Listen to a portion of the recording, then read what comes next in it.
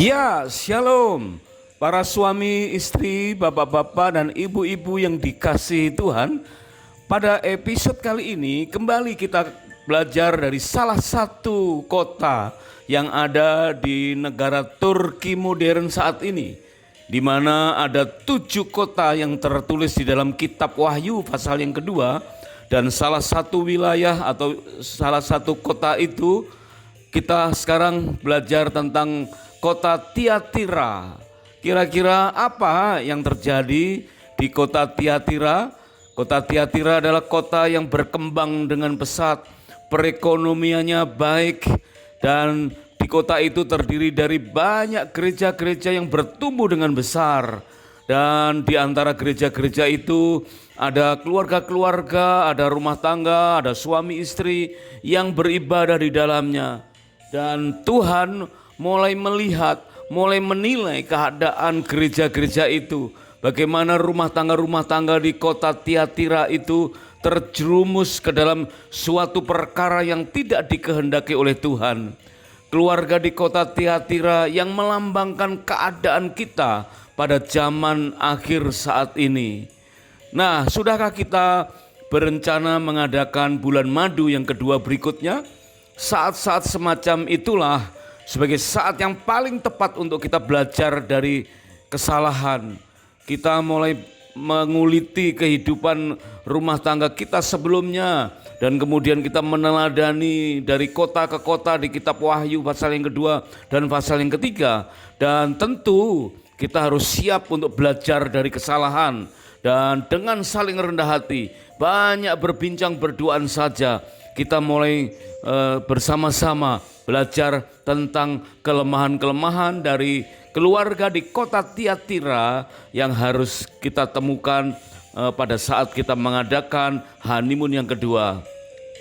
Jika ada bapak ibu saudara semua suami istri yang mempunyai pengalaman atau pernah mengamati hal-hal yang terjadi di kota Tiatira, silakan untuk ditulis di kolom komentar supaya menjadi berkat buat kita, buat keluarga-keluarga yang lain. Dan secara khusus pada episode kali ini kita akan belajar tentang pola pernikahan yang dapat berdampak buruk karena suami yang takut istri di kota Tiatira, dan apa akibatnya. Yuk kita mulai. Kembali kita simak dalam kitab Ulangan pasal yang ke-24 ayat yang kelima, dikatakan bahwa begitu seseorang menikah, maka selama 1 tahun lamanya, kalau sekarang kita istilahkan dengan honeymoon atau bulan madu, ya, selama 1 tahun lamanya dibebaskan dari semua tugas untuk saling menyenangkan pasangan. Artinya apa? Saling mengenal lebih dalam, mempelajari hal-hal yang perlu untuk rumah tangga ke depan. 1 tahun belajar terutama untuk menghindari kelemahan-kelemahan yang bakal terjadi.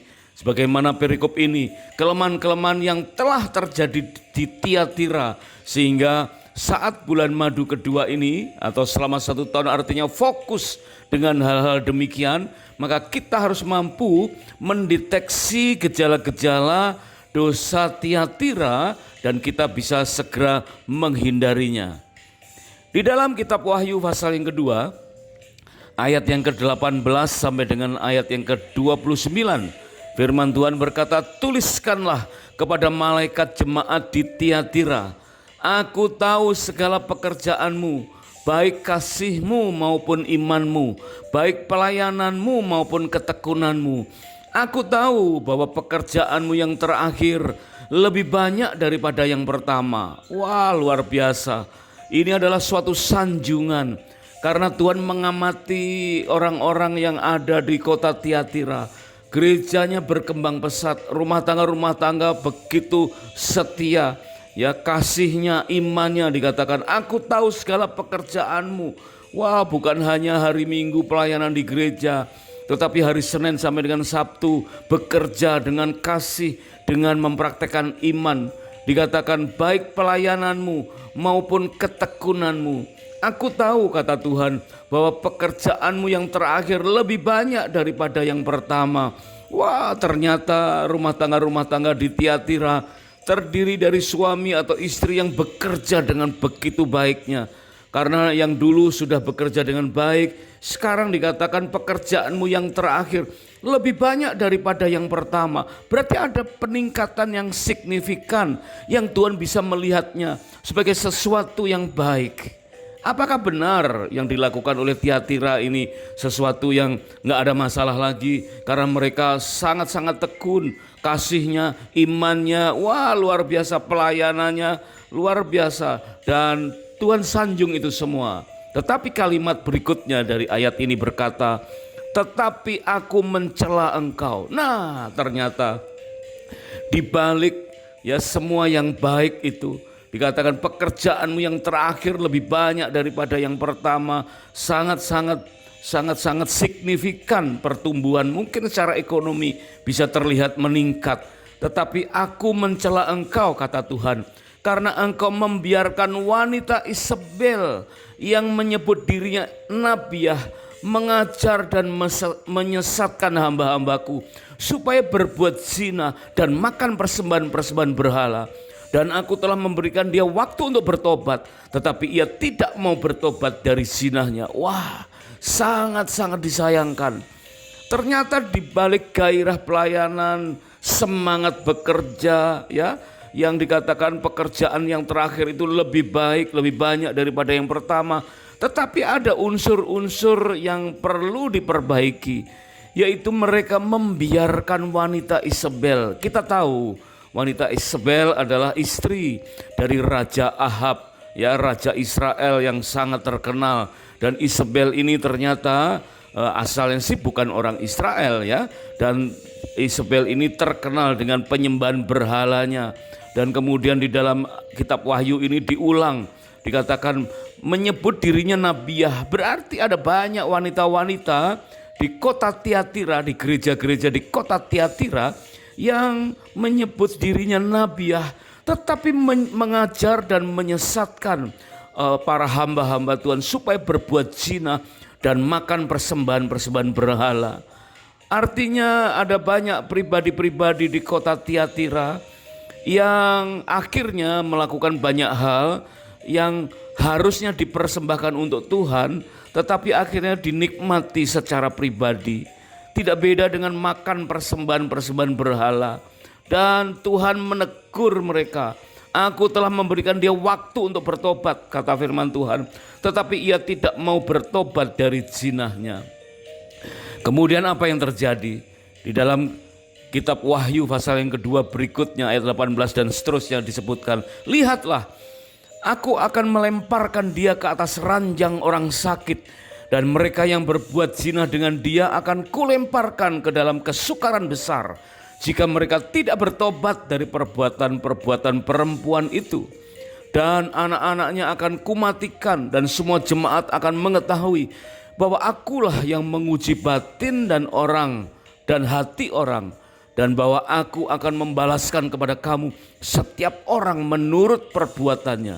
Kemudian berlanjut, tetapi kepada kamu, yaitu orang-orang lain di Tiatira yang tidak mengikuti ajaran itu dan yang tidak menyelidiki apa yang mereka sebut seluk-beluk iblis, kepada kamu aku berkata, aku tidak mau menanggungkan beban lain kepadamu. Wah, beruntunglah ini, ya. Tetapi apa yang ada padamu, peganglah itu sampai aku datang. Dan barang siapa menang dan melakukan pekerjaanku sampai kesudahannya, kepadanya akan kukaruniakan kuasa atas bangsa-bangsa, dan ia akan memerintah mereka dengan tongkat besi. Mereka akan diremukkan seperti tembikar tukang periuk, sama seperti yang kuterima dari Bapakku, dan kepadanya akan kukaruniakan bintang timur. Bapak, ibu, suami istri yang sedang mengadakan honeymoon yang spesial, bulan madu yang kedua, mari dengan hati yang terbuka, mari kita mempunyai kesempatan untuk menguliti kelemahan dalam berumah tangga. Mari kita berkaca dengan keluarga-keluarga di kota Tiatira. Mungkin ada kelemahan dalam rumah tangga kita. Mungkin ada kelalaian pola bergereja kita sebagai keluarga rohani dan menegur kesalahan kita di dunia kerja. Mari kita siapkan hati. Dan ini merupakan sarana benar-benar kita introspeksi ke dalam dan rela belajar dari kesalahan. Karena kita tahu kendala terbesar kita bukan sekedar kita ingin memenuhi kebutuhan kita, ya, atau ingin memahami keinginan Tuhan, tapi akhirnya kita mengejar apa yang salah. Itu sesuatu yang akhirnya keinginan kita saja, keinginan duniawi kita saja. Sebab itu ingat teguran Tuhan kepada kota yang pertama, yaitu Efesus, yang kehilangan kasih semula. Kemudian kota yang kedua yaitu kota Smyrna, ya, yang pernikahannya di ujung tanduk karena sering terpleset kepada rasa takut atau rasa khawatir, sehingga sedikit khawatir atau sedikit takut sudah langsung jatuh dalam dosa terhadap apa yang harus mereka derita. Mereka takut, padahal jika mereka setia sampai mati, maka orang-orang di Smyrna itu akan mendapatkan mahkota kehidupan. Dan kemudian kita kota yang keempat yaitu kota Tiatira.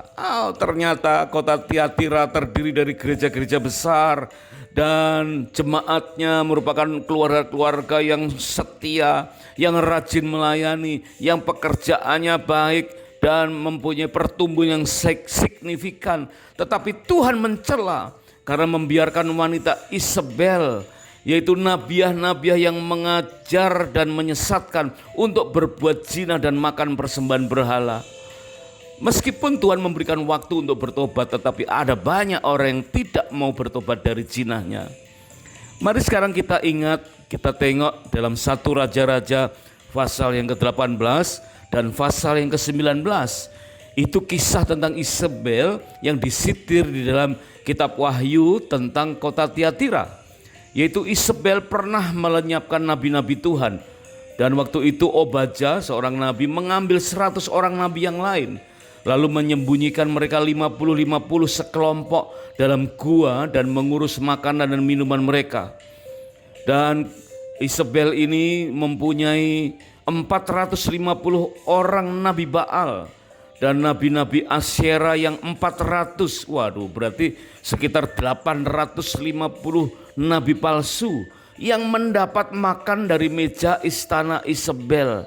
Artinya meskipun Isabel ini seorang istri Raja Israel, ya, yaitu Raja Ahab, tetapi ternyata Isabel ini doyan nabi-nabi palsu, ya, suka berhubungan dan mengikuti ajaran dari nabi-nabi palsu.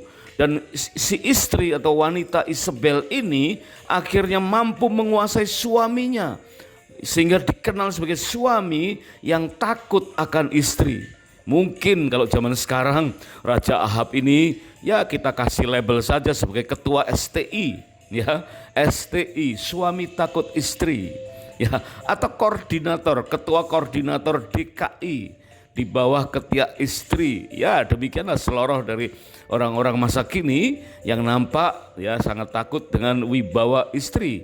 Padahal kita tahu bahwa Tuhan menetapkan satu pola dalam berumah tangga, di mana suami sebagai kepala dari istri, ya, kemudian istri harus tunduk kepada suami.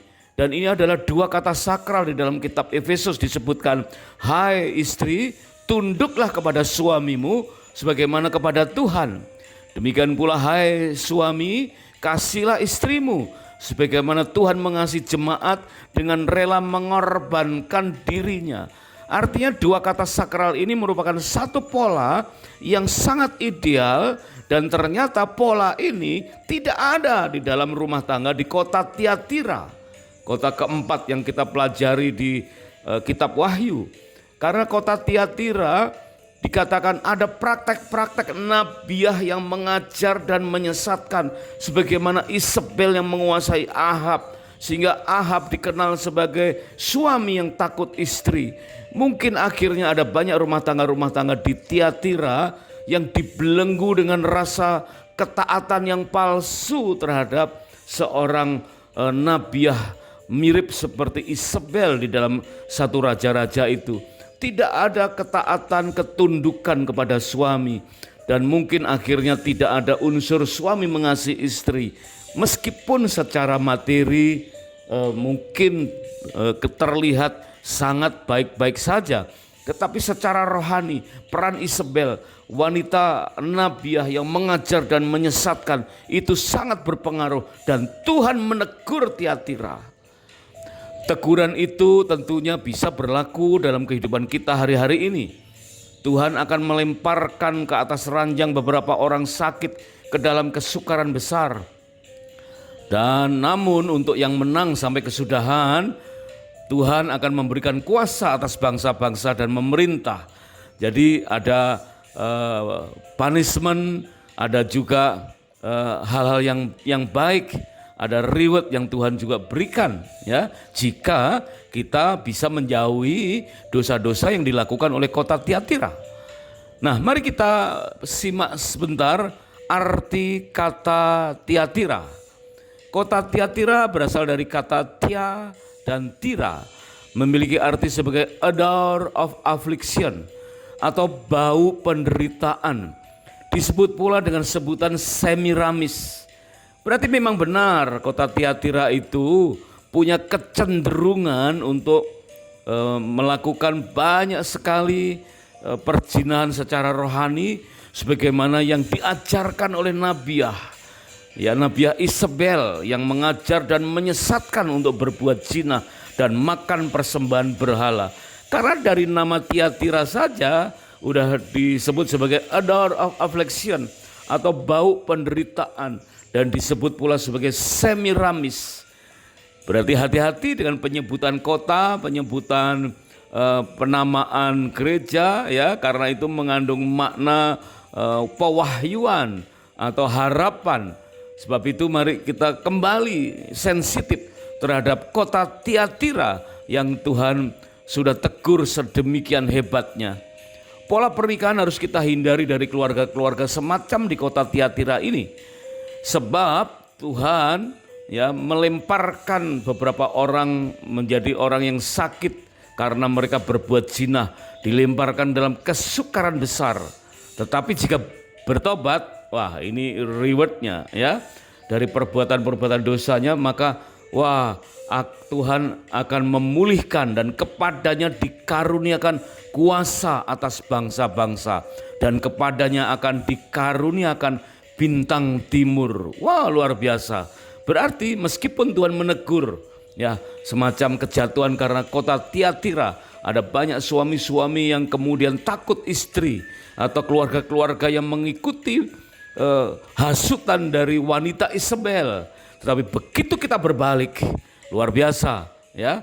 Tuhan mengatakan barang siapa menang dan melakukan pekerjaanku sampai kesudahannya, kepadanya akan kukaruniakan kuasa atas bangsa-bangsa, dan kepadanya akan kukaruniakan bintang timur.